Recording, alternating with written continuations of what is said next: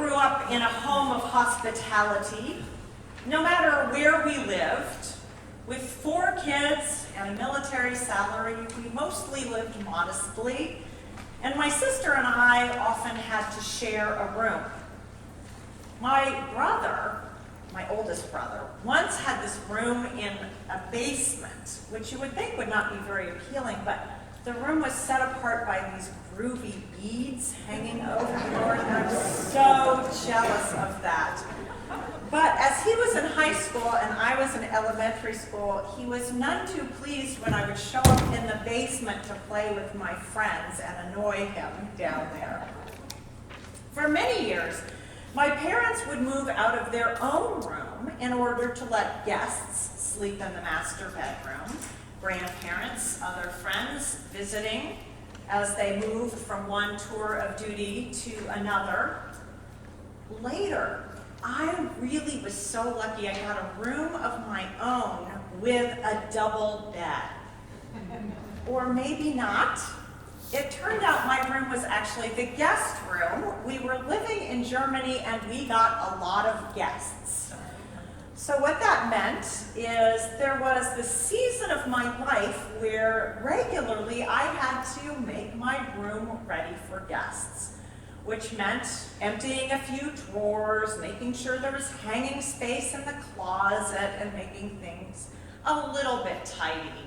And then I'd go off and sleep in either my sister or other brothers' rooms, depending upon which one of them drew the short end of the stick. And believe you me, I had to endure listening to several battles about who would get me. Still, visitors always brought something special. Food, or stories, or we would all go on a trip together, or I discovered a new friendship in them, or sometimes they brought gifts. Our scripture calls us to be ready for the guest that is going to be Jesus. And that should not be a challenge for most of us. After all, our homes are getting bigger and bigger.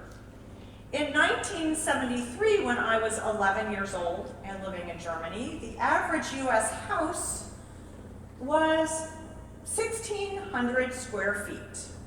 In 2019, latest statistics available, that number now is 2,300 feet. And that is true even though the average size of a household has gotten smaller, from 3.5 people per household to 2.5. Despite this fact, I wonder how often we misconstrue the meaning of making room, as if it were a project of building instead of a project of emptying. Home and garden TV and the plethora of magazines with jaw-droppingly beautiful architecture and interior design have not helped us any. We are now consumers of home spaces and fear that our homes will be judged. Well, maybe I speak for myself here. A home that is in perfect order with a designer side table and charming throw pillows is needed before a guest can be invited in. And maybe it's important to also make sure that you've cleared your calendar to ensure that you can prepare just absolutely gourmet food to boot and take everybody on tours of all the historical, cultural, and things of natural interest that are in your area. Now, I may be being a tad flippant here to make the point. While we think that hospitality requires the right space and right time and right entertainment, welcoming Jesus requires none of the above. In fact, it may be just the opposite. When Jesus appears, nobody thinks it's the best time. Mary and Joseph certainly did not seek the child at that moment. Indeed, the pregnancy is most distressing in its timing, downright intrusive even. Their hospitality is demonstrated not so much by their readiness as by their willingness to accommodate what was not planned for, and what will be massively disruptive to their lives in ways that are familiar, social, and even moral. When Jesus appears, there is no lovely accommodation at the inn. But God bless the innkeeper who knows that a very pregnant woman should not be left out in the cold. The space that is made for her is far from designer, but it is warm and safe and sheltered. And perhaps a goat needed to be moved into the stall of a cow so that Mary and Joseph might lie down in some freshly tossed hay.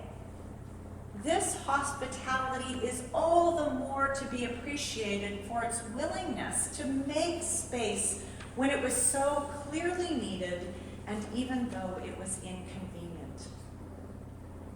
And there will be no tour of Bethlehem for Jesus, rather only this, the recognition that a child deserves attention. This is the joy of all human babies. We take pleasure in simply beholding them, in watching and observing as they take shape in their skin to be who they are. It is one of the few times we just watch another human being. And that is a blessing in and of itself. And one we need to learn is the basis of hospitality, to simply appreciate, to receive, to love the God light in another human being. If we learn only this much from Jesus' birth, to make space and time to be fully, entirely present to one another, as we come to each other as gifts of God, that would be sufficient. Making room for Jesus is not a building project. It is a being project. And you can hear this literally or figuratively. It works either way. What do you need to do to be ready for Christmas? Absolutely nothing. No decorations are required. No cookies have to be made. No parties need to be hosted. No presents need to be bought. And if you undertake any of the above with drudge or dread or harry or hurry or obligation or enervation, then you are not preparing for Jesus. You are rather preparing for a human holiday of empty tradition.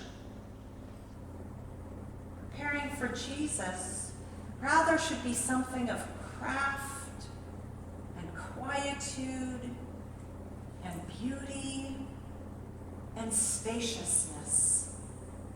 So if we feel inspired to make 5 batches of cookies and put out the creches, and all those tasks can be done with hope and with joy, then we are learning the pathways of hospitality.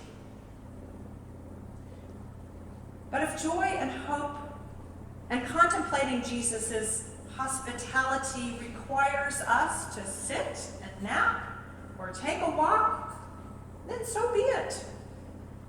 Truly, your friends won't mind a little clutter in your house and won't be bothered that you order out pizza rather than making a gourmet feast. All that we need from each other is love and attention. All Jesus wants from us is love and attention. Jesus does not need cookies or holiday lights or a Christmas tree to show up. What Jesus needs is for you and I to find space in our lives, in our time, in our hearts, to see our loved ones, our spouse, our children, our neighbors, perhaps even ourselves, to see ourselves and each other completely as God sees us. You and me, every guest who comes to the door, amazingly precious, unimaginably beautiful. Make room then, not by building the perfect inn, but by being in a place where Jesus can find us, open, simple, a place where God can be welcomed and receive our hospitality. It is not a building project. It is a being project. Make room. Jesus longs to be with us.